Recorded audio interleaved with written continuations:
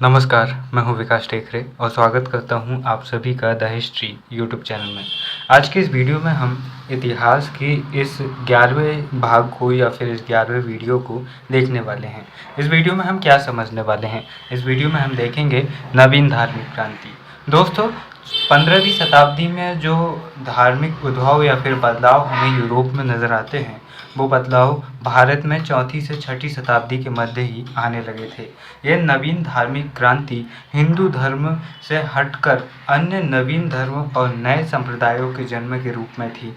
इसमें प्रमुख रूप से जैन, बौद्ध और चारवाक धर्म सम्मिलित होते हैं। दोस्तों, हम इनके बारे में समझेंगे और ये जानने का प्रयास करेंगे कि किस तरह से विभिन्न परीक्षाओं में ये नवीन धार्मिक क्रांति महत्वपूर्ण मानी जा सकती है।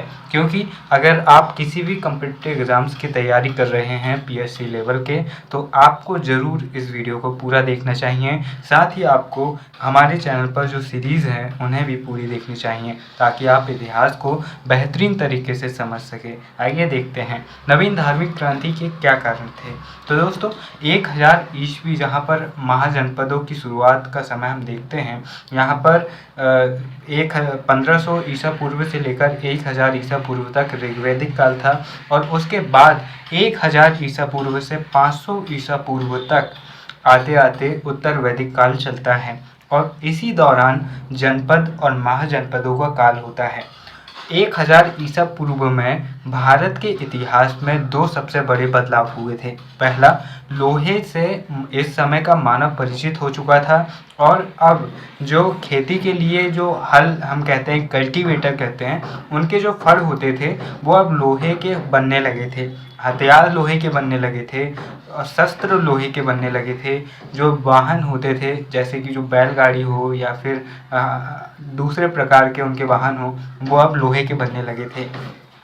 तो सबसे बड़ा परिवर्तन यहाँ पर ये हुआ कि लोहे से विभाजित हो गए। दूसरा, कृषि के विकास में क्या परिवर्तन हुआ कि अभी तक आपने पढ़ा होगा कि ऋग्वैदिक काल ही एक ऐसा समय रहा है भारतीय इतिहास में जहाँ पर भारतीय संस्कृति पूरी तरह से पशुपालन पर केंद्रित थी, ना कि कृषि पर। इसका सबसे बड़ा कारण यही था कि लोहे के जो फड़ बने अब तक नहीं बने थे। इससे क्या होता था कि ज़मीन की जुताई बहुत ज़्यादा मुश्किल काम थी और उससे आसान काम था पशुपालन, इसलिए लोग पशुपालन किया करते थे। दूसरी बात, इस समय जो चावल की खेती होती थी, वो चावल को फेंक कर बोते थे। जिस तरह से आपने देखा होगा कि खेतों में यूरिया को फेंकते हैं, उसी तरह से चावल को फेंक कर बोते थे। इससे पैदावार बहुत कम होती थी। 100% धान से मुश्किल से 10 से 15% ही वापस मिलती थी। इससे बहुत ज़्यादा लॉस होता था, जिसके कारण लोग पशुपालन की तरफ ज़्यादा ध्यान देते थे। तो यहाँ पर धान के जो पौधे थे, धान की रोपाई की व्यवस्था 1000 ईसा पूर्व से शुरू हुई। और दूसरी बात, लोहे के फड़ बनने से खेती और आसानी से होने लगी। इससे खेती में, कृषि में बहुत ज़्यादा परिवर्तन हुए और इन परिवर्तनों ने पशुपालन को रिप्लेस करके कृषि को भारत का वह बिंदु बना दिया जिससे आर्थिक निर्भरता हुई। और इसी के कारण जो समृद्ध प्रदेश रहे, जहाँ पर कृषि व्यापक क्षेत्र में हुई, वहीं पर महाजनपद बने। जैसे कि मगध महाजनपद गंगा यमुना के दोआब क्षेत्र में बना, क्योंकि यहाँ पर कृषि की बहुत ज़्यादा अच्छी पैदावार थी। साथ ही यहाँ पर लोहे की अच्छी खान थी। आज भी हम देखते हैं झारखंड, बिहार क्षेत्र इसलिए प्रसिद्ध है और इसके कारण लोहे के अच्छे हथियार बनने लगे, औजार बनने लगे, उनके जो वाहन थे वो लोहे के बनने लगे, कृषि के फल लोहे के बनने लगे। इससे विकास ज़्यादा हुआ और अर्थव्यवस्था की समृद्धता आई।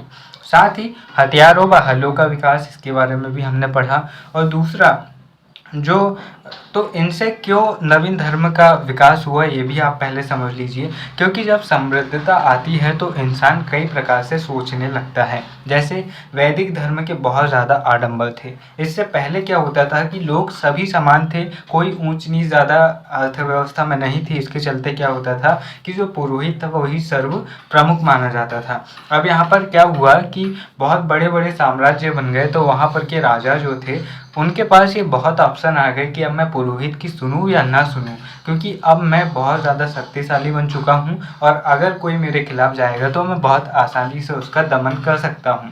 तो इसके चलते क्या हुआ कि जो थोड़े बहुत नवीन विचारधारा उत्पन्न हो रही थी उन्हें राजाओं ने बढ़ावा दिया और बड़े धर्म के रूप में सामने आए। जैसे कि वैदिक धर्म के आडंबरों के विरोध में जो जैन महावीर स्वामी थे वे भी क्षत्रिय थे जन्म से, जो महात्मा बुद्ध थे वे भी क्षत्रिय थे जन्म से। इन्होंने वैदिक धर्म के आडंबरों का विरोध किया और जब इनसे ये आडंबर नहीं हटे तो इन्होंने अपनी नई विचारधारा की शुरुआत कर दी। यहाँ पर पशु बलि की व्यापकता भी एक कारण आता है। फिर अगला कारण है क्षत्रियों द्वारा ब्राह्मणों को ज्ञान की चुनौती। गौतम बुद्ध और महावीर स्वामी क्षत्रिय थे और बहुत सारे ऐसे क्षत्रिय राजा हमें देखने को मिलते हैं जिन्होंने ब्राह्मणों से कई शास्त्रार्थ किए और उन शास्त्रार्थों में जीते और स्वयं ब्राह्मणों से ज़्यादा ज्ञानी कहलाए। यहाँ पर यही कारण है कि क्षत्रियों द्वारा जो, जैसे कि हम जानते हैं कि इस दौर में बहुत ज़्यादा समृद्धता आ गई थी। इस समृद्धता का परिणाम ये निकला कि राजा अब ये सोचने लगा कि हर प्रकार से तो मैं सक्षम हूँ, तो ज्ञान के आधार पर मैं क्यों सक्षम नहीं हो सकता। तो उन्होंने ये चुनौती स्वीकार की ब्राह्मणों की और खुद को ब्राह्मणों से ज़्यादा ज्ञान संपन्न बनाया। दोस्तों, यहाँ पर 6ठी शताब्दी ईसा पूर्व, 4वीं से 6ठी शताब्दी ईसा पूर्व इस धार्मिक क्रांति का समय था, क्योंकि इसी दौर में ये धर्म जन्म ले रहे थे। अब यहाँ पर जो स्थान मध्य गंगा घाटी इस क्रांति का, जैसे कि आपको मैंने पहले भी बताया था कि जो मध्य गंगा घाटी है बहुत ज़्यादा कृषि प्रधान क्षेत्र और समृद्ध क्षेत्र बन गया। साथ ही यहाँ पर लोहे की खानें बहुत ज़्यादा रही। आज भी आप देखते हैं कि जो झारखंड है वो लोहे की बहुत महत्वपूर्ण खदानों के लिए ही जाना जाता है। छोटा नागपुर का पठार इस क्षेत्र में आता है। तो इसके चलते यहाँ पर उस समय समृद्धता आई, इसलिए इस क्षेत्र में यहाँ पर क्रांति हुई। दोस्तों, क्रांति हमेशा इतिहास में याद रखिएगा कि क्रांति हमेशा से समृद्ध वाले क्षेत्र में ही होती है। जैसे आप 18वीं शताब्दी में जो भारत में पुनर्जागरण होता है, नव चेतना होती है राजा राम मोहन राय के नेतृत्व में, वो खास तौर पर जो बांग्लादेश है या फिर बंगाल है, पश्चिम बंगाल है, उस क्षेत्र में होती है। और जो कुछ और दूसरे उसके क्षेत्र होते हैं वो महाराष्ट्र वाला क्षेत्र होता है। तो ऐसा क्यों होता है? क्योंकि ये क्षेत्र ज़्यादा समृद्ध थे, यहाँ पर ज़्यादा शोषण था, इसलिए यहाँ पर ज़्यादा खुले विचारों के लोग रहते थे और मध्यम वर्ग की उपस्थिति यहाँ पर ज़्यादा थी, इसलिए यहाँ पर क्रांति हुई। जैसे यूरोपीय पुनर्जागरण की भी हम बात करें तो कुस्तुनतुनिया से जो समृद्ध लोग इटली गए और उन समृद्ध लोगों ने इटली में पुनर्जागरण की शुरुआत की और फिर वो जर्मनी में फैले। यानी कि मध्यम वर्ग ही कभी भी क्रांति को फैलाता है और मध्यम वर्ग वही हो सकता है जहाँ समृद्धता होती है, क्योंकि निम्न वर्ग के पास खाने के लिए पैसे नहीं होते तो उसके पास सोचने के लिए क्या टाइम होगा। और जो उच्च वर्ग होता है उसके पास इतने पैसे होते हैं कि वो सोच ही नहीं पाता, उसे लगता है कि सब बेहतर चल रहा है। लेकिन जो मध्यम वर्ग होता है, जो दोनों तरफ बैलेंस करते हुए चलता है, उसके पास में खाने के लिए पैसे होते हैं और सोचने के लिए भी समय। इसलिए आप विश्व की किसी भी क्रांति को उठाकर देख लीजिए, उसके ज़्यादातर लोग आपको मध्यम वर्ग से ही नज़र आएंगे। जैसे नेताजी सुभाष चंद्र बोस, महात्मा गांधी, पंडित जवाहरलाल नेहरू, ये सभी उस समय के भारत के उच्च वर्ग और उच्च मध्यम वर्ग के आते थे। तो यहाँ पर हम 6ठी शताब्दी के इस नवीन धार्मिक क्रांति की बात कर रहे हैं, तो हम टॉपिक में आते हैं। रामशरण शर्मा ने 6वीं शताब्दी ईसा पूर्व को नगरीय क्रांति कहा है। दोस्तों, इसे भारतीय इतिहास की दूसरी नगरीय क्रांति कहा जा सकता है। इसके बाद में नवीन धार्मिक संप्रदाय और मगध का विकास इस समय पर साथ साथ चल रहा था। तो ये वो दौर था, जैसे कि उदाहरण के लिए आप देखते हैं कि 14वीं-15वीं शताब्दी में, 14वीं से 16वीं शताब्दी के मध्य में मुगल साम्राज्य अपनी स्थिरता और अपनी समृद्धता के साथ साथ चला रहा था। और इसी दौर में भारत में संत और सूफी आंदोलन चल रहे थे, भक्ति आंदोलन और सूफी आंदोलन चल रहे थे। तो इसके पीछे जस्ट ऐसा ही हो रहा था 6ठी शताब्दी में, जहाँ पर मगध साम्राज्य पैरेलल चल रहा था और उसी के समानांतर चल रहा था भारत में नवीन धार्मिक क्रांति। और इस धार्मिक क्रांति में सबसे पहले शुरुआत किसने की, तो वे थे जैन। दोस्तों जैन धर्म में 24 तीर्थकर हुए और इन 24 तीर्थकरों का इतिहास काफ़ी लंबा रहा होगा, इसलिए हम ये कह सकते हैं कि इसके संस्थापक महावीर स्वामी तो नहीं हैं, लेकिन महावीर स्वामी से पहले भी बहुत सारे तीर्थकरों ने जैन धर्म के विकास के लिए बहुत सारे कार्य किए होंगे, लेकिन उनके ऐतिहासिक प्रमाण के अभाव में हमें कुछ 3 से 4 तीर्थकरों के बारे में ही जानकारी मिलती है और सबसे ज़्यादा जानकारी जिनके बारे में मिलती है वे हैं महावीर स्वामी। दोस्तों यहाँ पर कुछ शब्द है जैसे जिन का मतलब होता है विजेता, यति का मतलब होता है जैन साधु, श्रवण का मतलब होता है जैन भिक्षु। इसके बाद में देखिए जैन धर्म में 24 तीर्थकर हुए। पहले तीर्थकर कौन थे, ऋषभ देव, आदिनाथ और केसरीनाथ पहले तीर्थकर थे। इनके उपनाम भी आप देख लीजिए। तो ये जो थे ये जैन धर्म के संस्थापक थे, लेकिन हम जब भी हमसे कोई पूछता है कि जैन धर्म के संस्थापक कौन है तो हम सीधे तौर पर कह देते महावीर स्वामी, क्योंकि दोस्तों जैन धर्म के संस्थापक ऋषभ देव थे, लेकिन सबसे ज़्यादा प्रतिष्ठित या फिर सबसे ज़्यादा प्रसिद्धि इस धर्म को जिसने दिलाया वो थे महावीर स्वामी। इसलिए महावीर स्वामी को जैन धर्म का वास्तविक संस्थापक माना जाता है। इस बात को भी ध्यान में रखना, लेकिन इस बात को भी ध्यान में रखना कि कभी वनडे एग्ज़ाम में या फिर किसी एग्ज़ाम में पूछा जाए कि जैन धर्म के संस्थापक कौन हैं, तो पढ़कर क्वेश्चन तो ऐसा लगता है कि यार इतने बच्चे टाइप के क्वेश्चन कोई पूछता है क्या, लेकिन हम वही क्वेश्चन को गलत करके आ जाते हैं। तो जैन धर्म के संस्थापक ऋषभ देव, आदिनाथ या केसरीनाथ थे। फिर इसके बाद में इनका प्रतीक चिन्ह क्या है, तो इनका प्रतीक चिन्ह है वृषभ यानी कि बैल। फिर देखिए अरिष्टनेमी। तो अरिष्टनेमी क्या है, तो अरिष्टनेमी को भगवान श्री कृष्ण के समकालीन माना जाता है और अरिष्टनेमी 22वें तीर्थकर थे। यानी कि जब हिंदू धर्म में जो श्री कृष्ण का समय चल रहा था, भगवान श्री कृष्ण रहे होंगे उनके इतिहास में, उसी समय उनके समकालीन अरिष्टनेमी भी थे। तो यहाँ पर हिंदू धर्म से काफ़ी संबंध जैन धर्म के लोग बताते हैं। फिर आते हैं पार्श्वनाथ। तो जो पार्श्वनाथ थे वे 23वें तीर्थकर थे। इनके पिता अश्वसेन थे काशी के राजा और इनकी माता थी वामा। इनका प्रतीक चिन्ह था सर्पफल और ज्ञान प्राप्ति इनका जो स्थल था सम्मेद शिखर, और ये काफ़ी ज़्यादा प्रसिद्ध धार्मिक स्थल है जैन लोगों का। तो ये सम्मेद शिखर या सम्मेद पर्वत इनका ज्ञान प्राप्ति का स्थल है। और पार्श्वनाथ ने 4 महाव्रत दिए थे। पहला सत्य था, अहिंसा था, अस्तेय था और अपरिग्रह था। अस्तेय मतलब चोरी न करना और अपरिग्रह मतलब धन का संग्रह करना। अहिंसा मतलब किसी को मानसिक व शारीरिक क्षति न पहुंचाना। सत्य मतलब कि किसी भी कंडीशन में चाहे आपकी जान क्यों न चली जाए, आपको सच बोलना है तो बोलना है। तो यहाँ पर कह सकते हैं कि जो मध्यकालीन इतिहास में मैं आपको चीज़ों को और दूसरे समय काल से भी रिलेट करके बताऊंगा ताकि आप अच्छे से समझ पाएँ। दोस्तों जो शेरशाह सूरी ने बदलाव किए उन्हीं बदलावों में थोड़ा बहुत और ज़्यादा विस्तार करके अकबर ने बदलाव किए और अकबर बहुत ज़्यादा महान कहलाया। उसी तरह पार्श्वनाथ के इन सिद्धांतों में थोड़े बहुत बदलाव किए महावीर स्वामी ने और महावीर स्वामी जैन धर्म के सबसे महान व्यक्ति बन गए। यहाँ पर उन्होंने जो इनके 4 सिद्धांत है, 4 महाव्रत है, उनमें एक उन्होंने ब्रह्मचर्य जोड़ दिया था और फिर इस तरह से महावीर स्वामी के 5 महाव्रत या फिर पंच महाव्रत हमें देखने को मिलते हैं। तो यहाँ पर 4 महाव्रत पहले से ही किसने दे दिया था, तो दे दिया था पार्श्वनाथ जी ने। तो यहाँ पर देखिए दोस्तों महावीर स्वामी ने 4 महाव्रतों में ब्रह्मचर्य को जोड़ दिया। वर्तमान में कुल 5 महाव्रत है। गृहस्थों के लिए महाव्रतों में कमी की गई और 5 अणुव्रतों का प्रतिपादन किया गया। यानी कि अगर आप गृहस्थ जैनी हैं, आप ज़्यादा कठोर जीवन नहीं जी सकते, तो 5 अणुव्रत यानी कि 5 सरल नियम अलग से बनाए गए ताकि सामान्य जैन व्यक्ति भी इनका अनुसरण कर सके और बेहतर जीवन जी सके। दोस्तों महावीर स्वामी की बात करते हैं, जैन धर्म के 24वें तीर्थकर। दोस्तों वीडियो आपको काफ़ी लंबा या बोरिंग लग सकता है, लेकिन ये फैक्चुअल चीज़ें हैं, इसलिए आपको ध्यान से सुननी होंगी और ध्यान से इन्हें नोट करनी होंगी। बाकायदा नोट्स बनाइए, क्योंकि जब हम चीज़ों को लिखते हैं तो वो चीज़ें सीधे तौर पर हमारे दिमाग में जाती हैं, इसलिए नोट्स बनाते जाइएगा। जो जो आपको नया लगे या फिर जिसके बारे में आप ना जानें उन्हें नोट्स में लिखिए और फिर नोट्स का समय समय पर रिवीजन कीजिए, तो आपको बार बार क्लासेस देखने की ज़रूरत नहीं पड़ेगी। महावीर स्वामी जैन धर्म के 24वें तीर्थकर थे। इन्हें जैन धर्म का वास्तविक संस्थापक माना जाता है।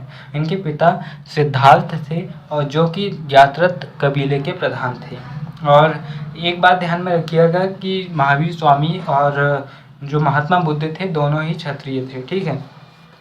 इनका जन्म हुआ था 599 या 540 ईसा पूर्व लगभग, यानी कि इनके जन्म की तिथि को लेकर डाउट है। इसके बाद में देखिए, इनका जो मूल नाम था वह था वर्धमान और इनकी पत्नी का नाम था यशोदा और इनकी पुत्री का नाम था प्रियदर्शना या फिर अनुस्त्रा। इनके पहले शिष्य थे जमाली, और जो जमाली थे वो इनकी बहन की पुत्री का पुत्र और इनका दामाद भी थे, यानी कि जो जवाली थे वो इनके एक प्रकार से भांजे थे और इनकी बेटी के पति भी थे, तो एक प्रकार से इनके दामाद भी थे और इनके भांजे भी थे। तो ये इनके पहले शिष्य थे जमाली इनकी पुत्री प्रियदर्शना के पति थे, ठीक है। इनके भाई का नाम था नंदीवर्धन। ज्ञान प्राप्ति के बाद ये इनका जो नाम हुआ वह महावीर हो गया और ग्रह त्याग के समय इनकी जो आयु थी वह थी 30 वर्ष। इन्होंने ज्ञान प्राप्ति के लिए जब ये घर से निकले 30 वर्ष की आयु में, तो इन्होंने सब कुछ अपने भाई नंदीवर्धन के हाथों सुपुर्द करके ये निकल पड़े ज्ञान प्राप्ति की राह में। और जब इन्होंने ज्ञान प्राप्त किया तो ये महावीर कहलाए। महावीर जो कि सबसे ज़्यादा शक्तिशाली हो, जो सबसे ज़्यादा ताकतवर हो और जो सब कुछ जानता हो। 30 वर्ष की आयु में भाई नंदीवर्धन से अनुमति लेकर ये ग्रह त्याग कर दिए। ग्रह त्याग के बाद 13 माह इन्होंने वस्त्र पहने। उसके बाद इन्होंने जीवन में कभी भी वस्त्र नहीं पहने और ये अपनी मृत्यु तक निर्वस्त्र ही रहे। ग्रह त्यागने के 12 वर्ष बाद 42 वर्ष की आयु में महावीर स्वामी को ज्ञान प्राप्ति हुई। महावीर स्वामी को जाम्बिक ग्राम रिजुपालिका नदी के तट पर साल वृक्ष के नीचे ज्ञान की प्राप्ति हुई। ज्ञान प्राप्ति के बाद वर्धमान से इनका नाम बदल गया और केवल्य, जिन, निर्ग्रंथ, अहंत, महावीर आदि नामों से इन्हें जाना गया। और ज्ञान प्राप्ति की इनकी जो घटना थी उसे केवल्य कहा गया। केवल्य महावीर स्वामी ने प्रथम उपदेश बातुलाचल या फिर विपुलाचल पर्वत, जो कि वाराकर नदी के किनारे है, यहाँ पर दिया था। इसके बाद में जैन संघ का निर्माण हुआ। पावा में उनके 11 शिष्य थे, जो 11 गणधर कहलाए। इसमें 10 उनके ही जीवन काल में मर गए। केवल एक सुदर्शन जीवित रहे, जो महावीर की मृत्यु के बाद जैन संघ के प्रमुख बने और महावीर स्वामी की शिक्षाओं का प्रचार प्रसार किया। महावीर स्वामी की मृत्यु 72 वर्ष की आयु में मल्ल राजा सस्तीपाल की राजधानी पावा के महल में संलेखना क्रिया से हुई। संलेखना क्रिया क्या होती है? इसमें तब तक उपवास किया जाता है जब तक जीवन का त्याग न हो जाए। चंद्रगुप्त मौर्य ने भी इस संलेखना विधि से अपने जीवन का त्याग किया था, यानी कि तब तक इसमें योग की मुद्रा में रहा जाता है बिना कुछ खाए पिए, जब तक कि जीवन समाप्त न हो जाए। तो इस क्रिया के जरिए इनका देहांत हुआ था। दोस्तों यहाँ पर इसके बाद में हम ये जो संलेखना वृद्धि है इसके बारे में यहाँ पर लिखा गया है। इसके बाद में देखिए, महात्मा बुद्ध की मृत्यु कुशीनारा में हुई थी, जो कि मल्ल राज्य की दूसरी राजधानी थी। अर्थात बुद्ध और महावीर दोनों ही मल्ल राज्य में मरे थे।